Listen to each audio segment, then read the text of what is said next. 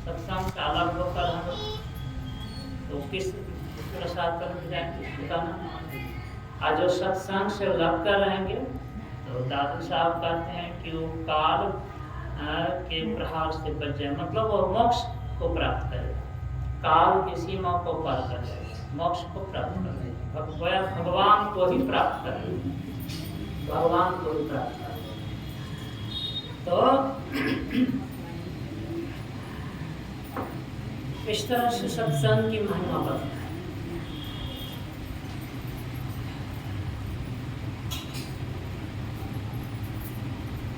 तो सुन रहे थे कि किस तरह से सुनना चाहिए सत्संग, तो इस तरह थोड़ी समझाई मुदित मन मध्यही अति अंधा लहई चारि फल छतम साधु समाधि। सत्संग को जहाँ भगवान श्री राम ने प्रथम भक्ति कहा, वहीं पर सत्संग के वचनों को सुनने को दूसरी भक्ति कहा। प्रथम भगवती संतन कर संगा, दूसरी रतिमम कथा प्रसंगा।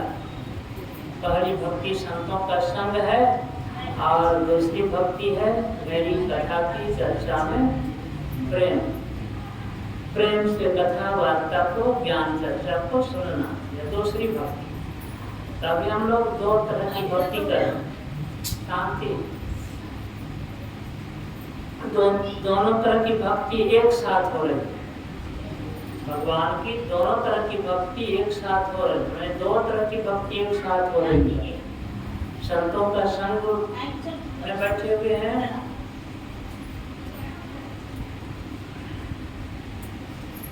बैठे तो हमें संतों के संग में सत्संग में, लेकिन सुन नहीं रहे, इतने बीच बीच में बात हो रही, तो क्या हुआ? गोस्वामी जी से किसी ने पूछा कि सत्संग तो करते हैं, राम क्यों नहीं लगता है? तो गोस्वामी जी उत्तर देते हैं, मन तो रमे संसार में तन साधन के संग, तुलसी आदि विजोग के नहीं लागा हरिरंग। शरीर से तो साधु संग में बैठे हैं, संतों के संग में बैठे हैं, मन वही घरेलू बात में फंसा हुआ है। सत्संग में बैठ करके भी कुछ बाहर की बात ले आते हैं, बीच में चर्चा कर देते हैं, तो रंग कैसे लगेगा? सत्संग का रंग कैसे लगेगा? रंग तो यहाँ रहेंगे, मन यहाँ रहेगा, शरीर जैसे यहाँ पर है तो मन भी यहाँ पर है, तब न रंग चलेगा। और याद रखिए कि सत्संग का रंग शरीर पर मन पर चलता है। मज्जन फल देखिए तत्काला, पाप हो पकम बड़ा। ये रंग लगने का क्या पहचान है?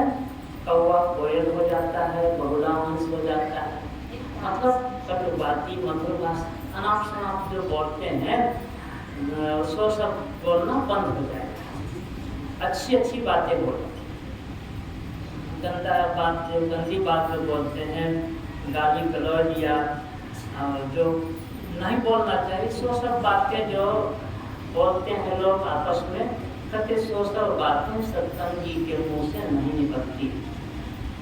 सत्संगी के मुंह से अच्छी अच्छी बातें निकलती है।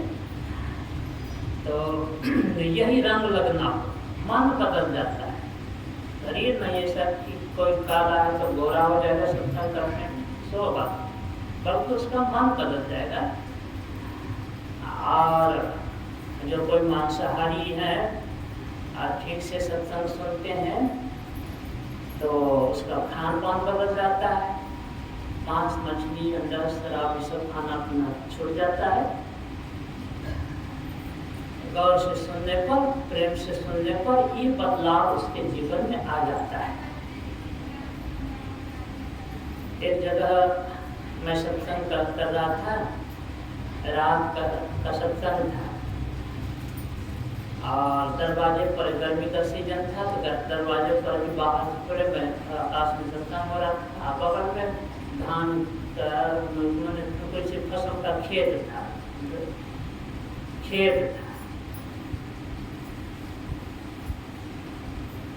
तो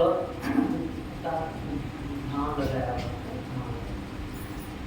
तो एक आदमी बैठा हुआ था और सत्संग के क्रम में संत कबीर साहब की वाणी याद आ गई, तो उसी वाणी को बोलकर मैं व्याख्या करने लगा।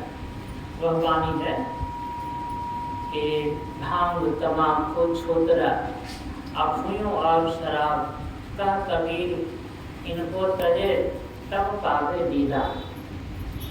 कबीर साहब कहते हैं कि भांग, तंबाकू मन खैनी, अफीम और शराब, ये चारों चीजें जो है बहुत गंदी चीज है, इतना पवित्र चीज है कि जिसको छूने में भी दोष लगता है, जिसको छूने में दोष लगता है। तो मैं कह रहा था कि जिस चीज को कबीर साहब छूने में दोष मानते हैं, तो उसको खाने या पीने में कितना दोष लगेगा। जिस चीज को छूने से के लिए कबीर साहब मना करते हैं कि छुओगे तभी दोष लगेगा, और उसको खाने में, मुंह में रखने में कितना दोष लगे। तो ये बात कोई एक आदमी सुन लिया, तो खैनी खाते थे। उस समय में आप इधर जाते आते भी थे, और खैनी भी खाना में छूटा था उनका। और खैनी एक ही चुनौती में दोनों तरफ मुँह, एक तरफ खैनी एक तरफ चुना वो कमर में रखे। तो यह बात सुनी ना, वो उसको लग गई बात। उसी समय खैनी का चुनौती निकाल कर क्या धान खेत में जीवन में खाना नहीं। तो मैंने उसको फेंकते हुए तो नहीं देखा। दूसरे दिन एक सज्जन, उसी गांव के सज्जन, दूसरे या तीसरे दिन यहाँ आए मंदिर, तो कहने लगे कि उस रात जो आप सत्संग कर रहे थे, उसमें एक आदमी जो बैठा था, नाम लिया, तो उसको पहचानते हैं। तो मैंने कहा हाँ पहचानते हैं। जो कि वो खैनी खाते थे, और जो उस रात में जो आखिरी कबीर साहब की वाणी कही उसको लग गई। उसी समय खैनी का चुनौती निकाल कर फेंक दिया खेत में। अब आप जीवन में कभी खैनी नहीं खाओ। तो यही हुआ रंग लगा। गौर से सुना तब ना रंग लगा, नहीं सुनता तब इस तरह का बदलाव होता। ये बात को स्वामी जी कहते हैं कि मध्यम फल देखिए तत्काल बदलाव होता है। तत्काल बदलाव यही हो गया, तत्काल बदलाव। पहले खैनी खाता था, सुना गौर से, तो तुरंत खैनी खाना छोड़ दिया।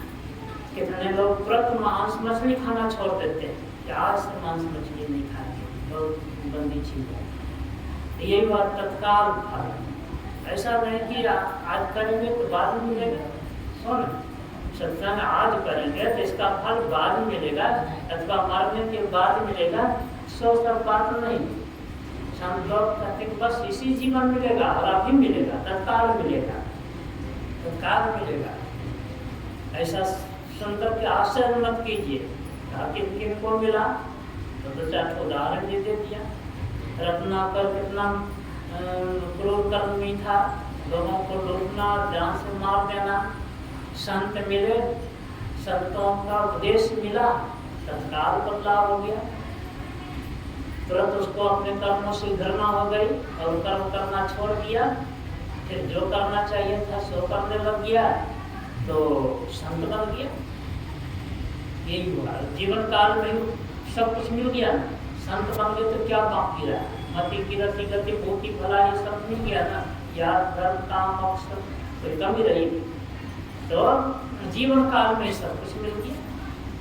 मन से सत्संग किया तो सत्संग का रंग मन पर लगता है, तन पर नहीं, मन पर लगता है।